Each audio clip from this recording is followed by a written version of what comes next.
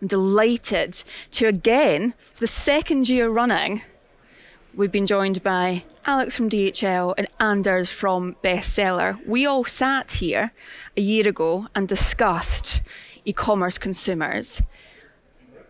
A year later, 365 days, so much has changed. So firstly, just to kick us off with a bit of an update, Alex, what's been happening at DHL? What's been happening with you? Well, what's been happening with me, I think, is a very personal question, Katie. So, but on the DHL side, happy to say that. I think when I reflect about this question, it doesn't feel like 12 months, more like 36 months. Not sure if that's the same for you, but it was, again, very dynamic. And actually, I would say even more dynamic than before. And I think from our perspective, what we did, we stick to our core and invested in our core a lot. So in new capacity, in lockers and service points, we'll talk about that. And of course, in what you can see also here in the Netherlands in decarbonization of our fleets and our whole operation. So yeah, so that's a lot of things happening. And I just feel it's very dynamic still. And we talk about it also later. And Anders, what's been happening with BestSeller? I think last year I raised my concerns about the, at that point of time, fairly new war in Ukraine. And yeah, we've seen the impact of the financial concerns about the interest rates, inflation, energy surcharges as well. And obviously we've been hit on the numbers, which means that not so much on the top line actually. I think we're still running index 100 and plus, which is good in these days. But on the bottom line, obviously, it's a different picture. So we've really focused a lot on our whole UX setup, and that covers everything from return fees, paperless returns, free shipping thresholds, etc., with profitability in mind. So profitability has been key for the last 12 months. Excellent, thank you. Bringing us right up to date, DHL are about to issue their latest consumer survey, discussing last mile preferences, touching on sustainability. What can you tell us about that research and what's happening in 2023? What has your study highlighted? Yeah, so that will be the main scheme today, of course. So we go through some results, and the whole package will be released in July. So then it's publicly available, and you get then the whole report. But let me just really go into it. We did the same, so a second time now, a pragmatic consumer study, and see a little bit what are the preferences. We widened the scope though. Last year we focused mostly on Europe, but now we have a global view. So there's also some research about, North America and other markets. So that's that. But we have some chance to compare also what changed. And I think that's an interesting one we want to share with you and discuss. Just as a start, maybe, because we're all here, I think just reiterating what we do does matter, actually. Yeah. So this is just a simple question: who has ever abandoned? Which consumer have abandoned a shopping cart because there was not the right delivery choice? And it's literally everybody. Yeah. So I think there's a joint, responsibility as a carrier, but also, I guess, as a decision maker on the shop side, to really ensure that this is not happening. So the business flows through nicely. And I think, I don't know, Anders, I guess you can see that also. Definitely. I totally agree that having the right delivery options is absolutely key to have a good conversion rate in the checkout. But besides that, I would say also communication. Communication is absolutely key, not only around the delivery options, but also the whole post-purchase end-to-end customer experience. We've seen that ourselves with the move that we've done from the classic label-in-box solution to now a paperless QR code solution, that if we not communicate that even pre-purchase to our customers, how and where to return, it bites our ass. Yeah, interesting point. I guess indeed the whole the way the stuff works through the whole funnel from the actual point of sale down to the delivery has to be more and more linked, and it's very important. I fully agree. So maybe moving on to one of the things that we. It's a little busy slide, but let me just explain a little bit. So one of the things that we looked at last time is the consumer preferences in terms of last mile. So, doorstep versus service point and in other parts. And so as said, it's a little busy slide, but that's why we have these arrows. Yeah. Let me start. So one observation is clearly came out that the doorstep as further reduced in terms of consumer preference in some markets actually quite significantly. So it shifted a little bit more interestingly to, that's the second thing, to neighbor delivery. I don't know if that's a relic of the COVID time, I don't know, but it actually kind of doubled in terms of consumer preference. That's an interesting one. But I think then the other uptake is clearly to be seen, and we talked a lot about that last year also, is everything around service points and lockers. And maybe that's something, I'm not sure how you see this also, but I think that it just is increasing. So that's why we from our side continue to invest in that. But I think you also use that a lot and push it from your side. Definitely. Yeah, we talked about it last year.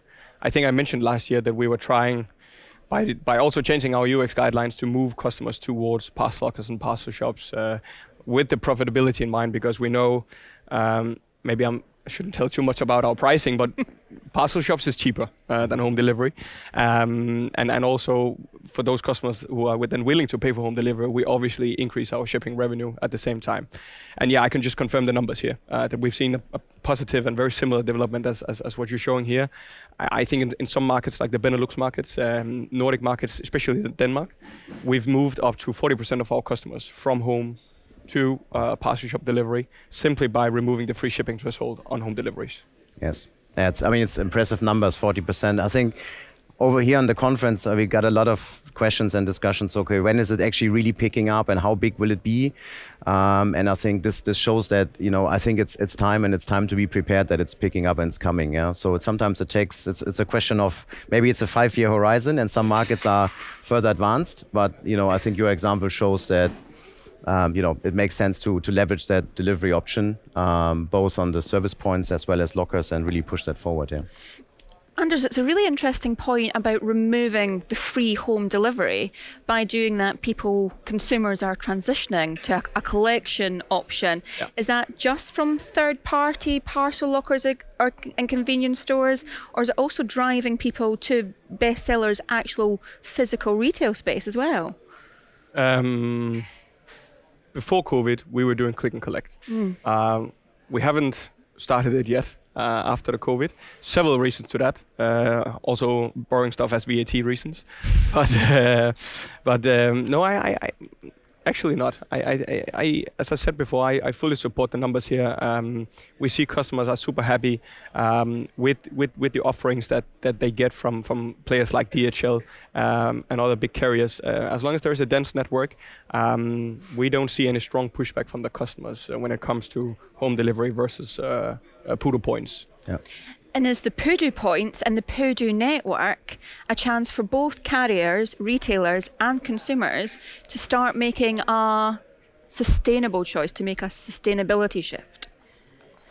Alex, you want to take that first? Yes, definitely. And I will actually come to that if I click on the research. But I think when I just quickly want to comment on what you said, I think another driver of this is that, yeah, let's say the whole industry is also investing in the density, as you mentioned. So from our perspective, we are currently connecting roughly 100,000 service points and lockers in Europe. I mean, some are DHL branded, some up from our partners, of course, and very easily this will be surpassed, you know, by adding more partners and so on. So there will be significant growth still, and that's why I think it just makes it so easy so for consumers to use it, basically. Yeah? I think so. It's not only a demand side of things, but also a supply side, and it's coming at the same time currently. Yeah. Yeah. To your sustainability question, so indeed last year we discussed this one also, and the question was which of the following would you be most likely to do in order for your delivery to be more sustainable? I think last year we debated a little bit about how we asked the question, Anders, I know, but we asked it again. And so the question then is now, was the option to switch to collection, to have a longer delivery time, or pay more for your delivery. And as you can see here, the switch to collection goes hand in hand with the sustainability piece. Yeah, so it is accepted and seen as also one way to to at least do something on the CO2 emissions. And if I can add a thing here, I'm just waiting for you guys and all the big players to have the data in place as well, because I think we all agree that if you take 50 parcels or 100 parcels and you need to drive to the doorstep of each customer versus doing a bulk delivery and then they pick up themselves, that is, and it should be more sustainable. But it's really hard to prove on the data, because you also need to consider speaking of end-to-end, how is the customers going to pick up their parcels? Are they coming by bike? Are they doing it anyway on their shopping tour to the supermarket, or do they actually switch off the fossil-driven engine in their car and drive there? But if we can get that transparency in the data, I think yes, we could also promote parcel shops and poodle points as a more sustainable delivery option and support these numbers here. Yes. Noted. Indeed, I think two comments on this. One is the beautiful thing about the sustainability topic. It's very measurable, and it all starts with the right baseline. The baseline has to be audited and clear. That's why I mean, there's it's like a IFRS or US GAAP type of regulation that supports the right measurement and calculation, and we'll provide that data, of course. And so that's important. And then we have a good baseline to reduce. So fully agree.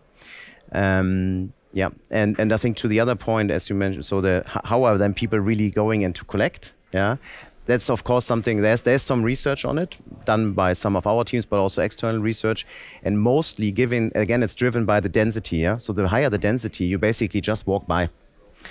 We talked about it. I don't know, if you live in Paris, maybe the last thing you want to do is jump into the car, and rather just walk just outside and go 1 minute to the next store. I think overall, even if we do a lot more research, we will see that people mostly will pick it up walking or by bike or something like this, or when transiting anyways from A to B. This is what the research currently shows. But of course, there will be some people who jump into their SUV and get it picked up. Yeah, that's something we have to also be open about. Yeah. It's interesting to see that consumers they'd rather be patient or collect than pay more, which might be a reflection on the inflation. From BestSeller's point of view, another sort of sustainability element is the packaging. Are you working to make sure that is as green as possible? So as I said last year, there's always a greener alternative. But what we do at the moment is that, of course, all of the carton we're using is FSC certified. We use 100% recycled plastic materials. But again, I need to jump back to the data transparency.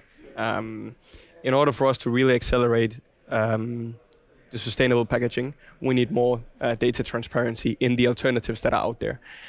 We have investigated the alternatives like rice paper bags and other alternatives.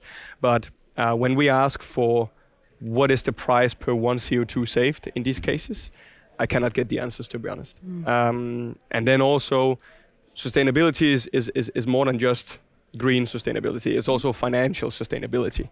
And to be honest, the solutions that are out there, some of them at least, they are not financially sustainable for us. I mean, although we're having quite a high return rate, plus 50%, it will not be sustainable for us to do these kind of alternatives for us. And in the long run, we need to consider that, even if we were willing to heavily invest into it. Yes. Yeah, I'm personally intrigued by the packaging question because it's something which is not yet fully solved. I agree. But there's a lot of innovation. And I think for my message here is, first of all, we will continuously see a lot of innovation, both in terms of packaging itself and packaging processing, like circular packaging, all sorts of things. And even though there's not yet the final solution may be fully available, I think we should just try out as much as possible. I think that would be my message to everybody. Let's not think about is this the final solution, but let's get a few things going. And they're also different by use case in terms of packaging. So, for example, in the B2B context, we are piloting, reusable circular packaging, because then in the B2B context, the courier could wait a little bit, picks out. But on a B2C, that's not the solution. But that doesn't mean we shouldn't do it on B2B. So yeah, that's why I think let's try it out and look how things are working, and then we learn. And as said, there's a lot of innovation out there. I think that will help us. Excellent. Moving on to how the consumers are changing the way they shop. Even a year later, it is a completely different landscape. What has your study found in that respect? How does it differ? Where are customers shopping? What platforms are they using?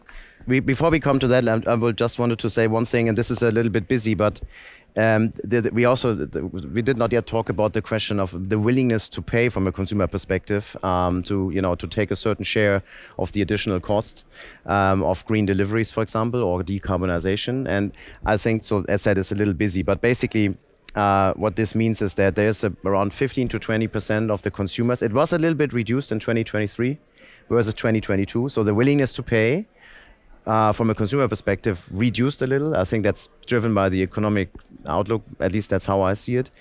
But the good news is there's 15-20% of consumers who somehow might be interested to take a share in it. And again, maybe we would have loved 80%, but 20%, that's every fifth, right? That's a good number. And then I think if there are solutions that we can jointly have, then again, they can be part of the mix. I don't know how you see that, but I think that there's also, I think we can do joint. Definitely. As long as we have, as I said before, the data transparency in place so that we communicate to our customers, we're not ending up in situations where we're being accused for greenwashing. I know both DHL and BestSeller, we are at a size where we need to be very careful about what we communicate to our customers. And what is a green delivery? We had a similar debate last year. Climate offsetting, is that green or not? Yeah, agree. So data is key here before we start charging our customers. Yes, agree. So packaging, I think we talked about that. Yes. So it's the same. It's the same thing. So, but to your other question, so the study we made is relatively broad. So it's not only talking about delivery preferences, but also about shopping preferences. To your question, and so just one thing to look at a little bit is, which platforms are we growing? That was your question, I think. I mean, who has ever bought something on TikTok? Maybe if there's anybody. One, okay, good. Or on Instagram? Wow, okay, very good. So that's good. So, I mean, these things are like heavily growing, and you see here by market, they're quite different. And the question is, maybe we can discuss a little bit what it means for us, basically. Yeah? And I think for the rest, it's because they don't know that they actually bought via a SoMe platform. Yes. Are you saying the demographic of our audience is not TikTok friendly? No, but if we include Instagram and Facebook, I think we see a lot of traffic coming these ways, and in the end of the day, you end up in this branded experience anywhere where you really not realize that you're actually shopping via SoMe platforms, because it's just a shopping experience as any other. I think when you showed me these numbers, Alex, and I saw the share of customers who said, no, we've never shopped online or via social medias, I immediately told you that's because people don't know. That's true. That's true. I think the question is a little bit debate. What does it mean for us as deliver companies, or for you as shops? I don't know. Yeah. What is this doing to you? I think for us, it really supports our strategy of unifying our business models even more.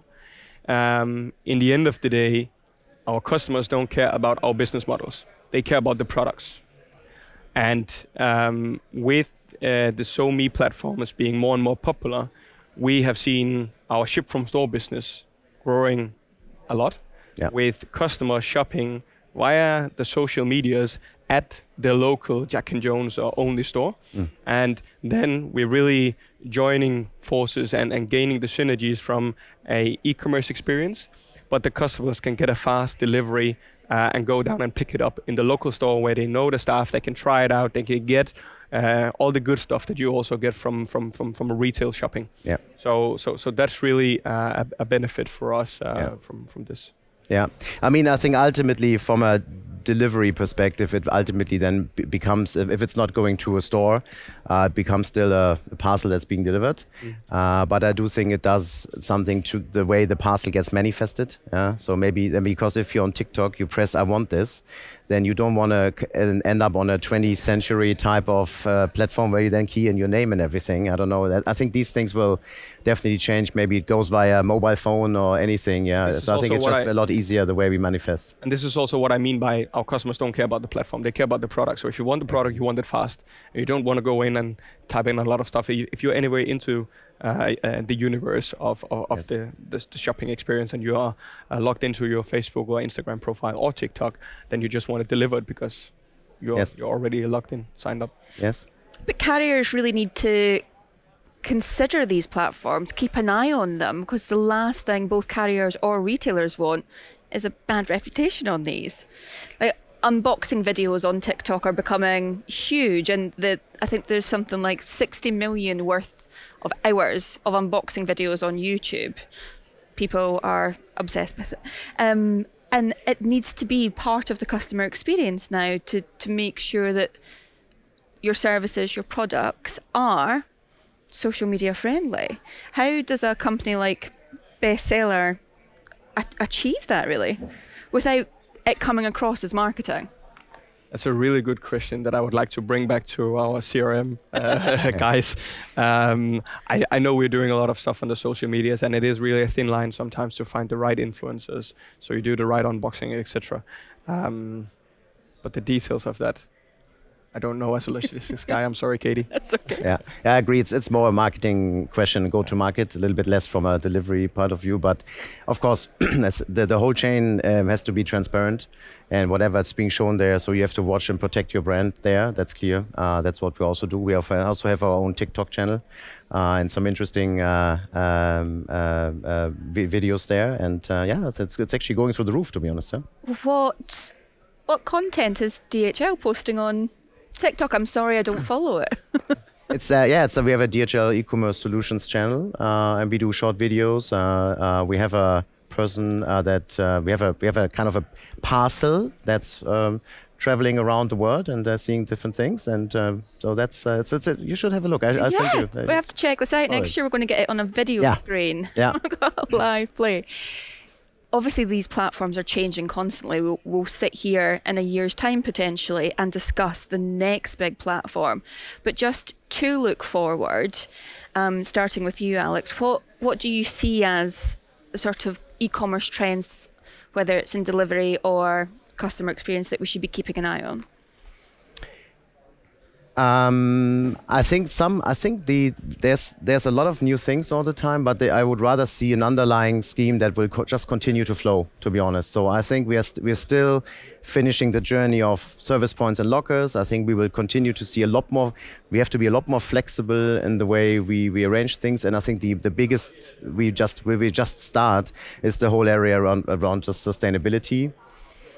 Recently, DHL ran a really huge, some of you also were there, I think, conference in Valencia it was called the Era of Sustainable Logistics. And I think this is really it. It is a decade minimum we talk about, where we really have to continue investing. And we, as Anders said, I mean, we do a lot of things already, and we are decarbonizing our last miles, but there's a lot more than the last mile, right? So we have to then think about how do we do it with the middle mile? Will the EVs trucks make the race or something else? So I think there's a lot still to innovate and drive forward. And that's a big underlying trend that will go on for a long time. And from your point of view, Anders, what are BestSeller keeping an eye on? What are you looking forward to e-commerce trends-wise? I think we are investing quite intensively into the whole loyalty program these days. I mentioned CRM previously. I think for me it will really be to bridge logistics with our CRM team, to keep our customers in this branded universe, and really cover the whole end-to-end shopping experience, where we have a My Account setup where you can track your parcels fully. You can also do the whole returns management within a My Account system, including exchange, gift cards, and reward systems as part of a loyalty program. For the last 2 days, I've met with some great companies here who offer those kind of services. So I'm definitely going to catch up with them after today. Is collaboration, partnerships, networking, is it all key to making that as seamless as possible? For sure. I mean, relations in these days, where we see, looking back, COVID, now the war in Ukraine, and it's really important for me in my position to have some partners that I trust, instead of this classic seller-buyer relationship. There was a wise man who told me a couple of weeks ago that you should only do partnership with people that you want to drink a beer with or any other drink. And I really reflected on that and looking back for the last couple of years, what we've been through. And yeah, that was a very important note that I will keep in mind in the future when I select my suppliers. That's a wise man for sure. Yeah, so, yeah. No, but to that point, I think it's really important to say. I think if we again talk about the sustainability aspects, then there's something that are obvious and we are pushing them and we all have an obligation and we're moving forward. But for others, there's the right technology available, but what is needed is a stable demand. And for this, we need to work together. Otherwise, there's not the business. There's not somebody who will actually invest in scaling the technology we need. And I think that's why it's really important across from a consumer, from a, let's say, staying in our world, from a consumer perspective, from a carrier perspective, and from a shop perspective, to work on these topics together to create a stable demand, so that somebody invests in the sustainability technology that we need. Yeah. Otherwise, it will always stay small, and then we will not jump the next level. Sticking with that technology point, though, automated systems, AI has been talked about a lot in this conference, on the exhibition floor, and in general. Is investing in the right technology, not just one that is a great word to say at a conference, going to be something that DHL continue to do in 2023, 2024? Yes, sure. I mean, there are certain things that are where we invest in, let's say, maybe relatively classical technology, sorting machines and everything, right? That there's also innovation there, of course, but that's maybe, that's still classical. But on the whole AI front, yeah, I think we still don't finally know yet where it ends up, but it definitely will change the way we work. The other day, I talked to somebody about, okay, can we find out, there's about extracting some data from public information, yeah? And then the old way of doing this would be maybe applying, getting 3 people on it, and it's called desktop research, right? 3 people come and look at the data and then write it down, basically, more or less, yeah? Nowadays, it's all done by artificial intelligence, and it goes overnight, and it can be programmed, and it's learning, and that's just one use case of so many. So I think it will definitely change the way it makes us a lot faster and efficient, actually. Frees up people to do other things. Are BestSeller looking at automation, looking at technology in the same way, or are you? Of course. That's a train going at a really fast pace, and you really need to jump on that train. And it's in everything from fulfillment. I have my colleague here talking with a lot of the fulfillment partners, but it also, if I jump back to what I mentioned with the whole end-to-end customer experience, bridging logistics with customer service and our CRM team, using AI within that as well, chatbots, etc. We'll see a lot of things happening within that area in the coming year, I believe. Yeah. One final thing, this research, this study that DHL has done, you've expanded it. It's covered more areas than ever before. Sort of what have you looked into, and why did you choose to look further than previous research? Yeah, first of all, we are present not only in Europe, so we wanted to see what consumers. We have a big business, for example, my division, also in the US, for example. So of course, that was just a very logical step to also take a look at that. But it's also interesting to see the differences. And just coming back to the last mile preferences, all these discussions about lockers and service points, it's a European thing. Period. Yeah. So it's. I'm not saying it's not available somewhere else, but it's mostly a European thing, and also, these differences per market in one geography. That's a very European topic. Yeah. So I think that's why it's interesting to see for us also the differences between the regions. And also, if you talk to multinational clients with different backgrounds, so it's sometimes not easy to understand Europe. Yeah. So then that's good for us to also see where people come from, what is their experience in their market. So then it's easier to explain how it works in other markets. Yeah. BestSeller, correct me if I've got the figure wrong, is it 70 different markets that you... Now 18. Oh, well done. Congratulations. Is there expansion on the cards for you? Are you looking further to different areas? We do, definitely. BestSeller as a company, looking at retail wholesale, is a global country and operating in way more countries. And of course, we're looking into how e-commerce can expand as well. But to to support on what Alex said, there's really no one size fits all. So we need to make sure that we do the expansion in the right way. We've seen that also with the implementation of return fees that we've done. There's no size fits all. We need to do tailor-made return fees in each country. Also with the rollout of the paperless returns that I mentioned, in some markets like here in the Netherlands, the customers are perfectly fine with it. I mean, using a QR code, no issue. Germany, on the other hand, Alex. Don't blame me just because I'm German. Yeah. But sort that out. There is a big difference, and just to mention a few examples on where you really need to make sure that you need to do market individual setups. Yes, I agree. I think that's the final, let's say, learning. At least looking at the European side, our core belief is that we are connecting Europe through one platform, but the local platforms we are connecting know best what the consumers locally need. Yeah, so we obviously need to allow, and want to allow differences, and I think that's important, right? So one size fits all is definitely not the right approach, for sure. Yeah. If you do have any questions for either DHL or BestSeller, they do have a stand out on the exhibition floor. If you'd like to share a beer with either of them, I'm sure they wouldn't mind. But for now, please put your hands together for Anders and Alex. Thank you.